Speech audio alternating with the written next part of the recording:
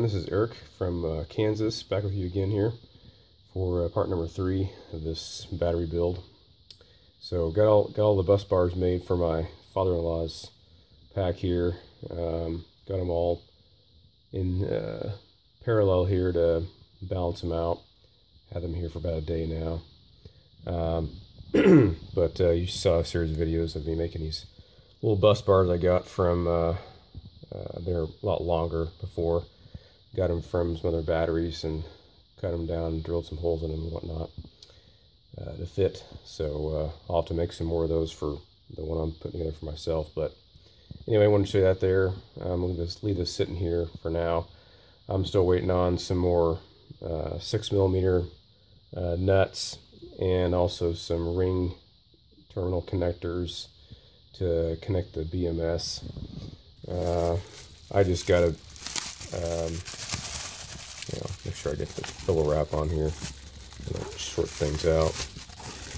Just got the Dali 12-volt lithium iron phosphate BMS.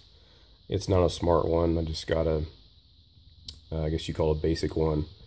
Comes with the BMS or the balancing leads. So I'd show you that. So I'll be putting that together here soon when I get those ring terminals. I don't have enough of the ones that are the right size to fit on these terminals right now. I also wanted to show you the I've been measuring the weights and the shipping voltages for these. The first half of them anyway. I haven't measured the other ones yet. So I got the weight in kilograms there. So one box was about 1.16 on average, and their box was about 1.1, 1.12. So average out to 1.14, which if you turn them into pounds, 8 of these together. So I'm going to put 2 in parallel, and then put them in series with 2 more in parallel, kind of thing. So we'll have 12 volts, 100 amp hour nominal, and with that weight, it ends up being about 20 pounds for these, just the batteries here, which is about right for prismatic cells like these, aluminum cased.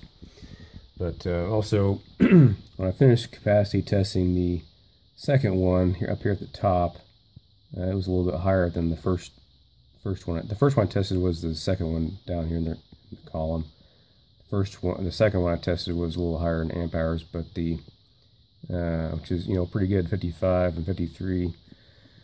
So definitely testing over capacity, but again, like I said in a previous video, this is pretty low C rate.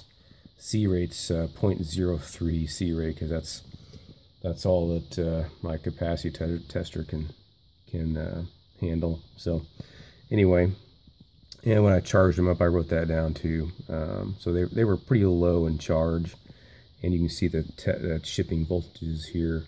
They're right around the 3-volt mark, which is pretty low in charge, which is probably what you want for shipping. But just thought I'd show you that too.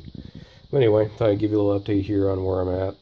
Waiting on some parts. I got a box here I got from previous projects.